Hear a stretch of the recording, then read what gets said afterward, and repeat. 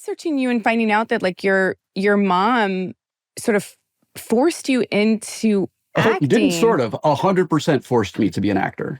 Yeah. Was it, and she was an actress herself. So was she legitimately trying to like live vicariously through you? I think so.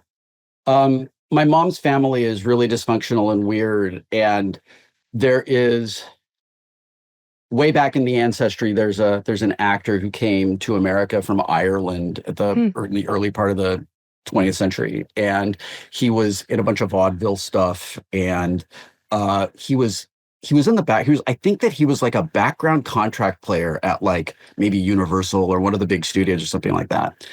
And I was talking to my second cousin, who is a musician and a comedian named Julie Brown. She had a huge hit in the 80s. She had a song called "The Homecoming Queen's Got a Gun," which isn't funny like it once was. And she wrote and started an incredibly hilarious movie called "Earth Girls Are Easy." And she's my second cousin. Okay. And we grew up kind of saw each other every now and then. And after I published my memoir and I talked in public about my father's abuse and my mother's enabling and protecting and my mother's exploitation of me, she reached out and was like, "Can we get together and have a conversation about the weird showbiz thing in the family?" And I was like, "I would love that."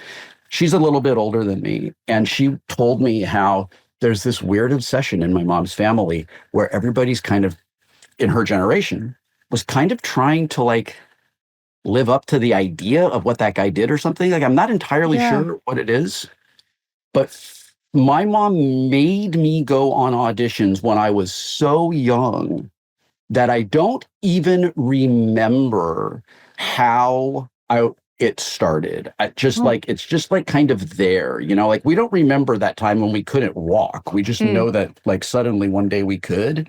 And it was very much like that. She had done some commercials, a couple of commercials and was like, not massively successful, but back in those days, you could do one or two commercials. You do a national network that they split into a couple of spots. You can buy a house. It's great, right? Like that was terrific. But like, I really think that I was pushed into all of this by her because she had just a tremendous void in herself, an enormous emptiness, and a real desire to be close to fame and be close to like capital H Hollywood.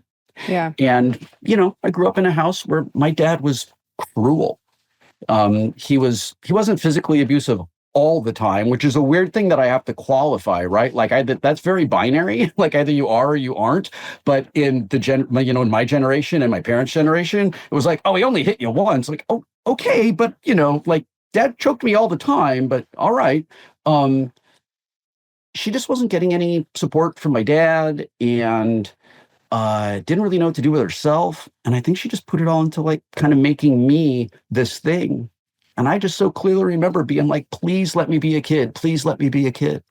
I don't want to go on auditions. I don't like it. It's scary. I don't enjoy it. Directors yell at me and I don't like that. Like I can go home and get yelled at for free. I don't have to go to work to do that. And just never listened to me. It was ingrained in me. And I was so successfully manipulated by her. I was in my 40s before I actually said to myself one day, I don't think I like being an actor. And I don't think this is something I ever really wanted to do. And that was a really weird surprise.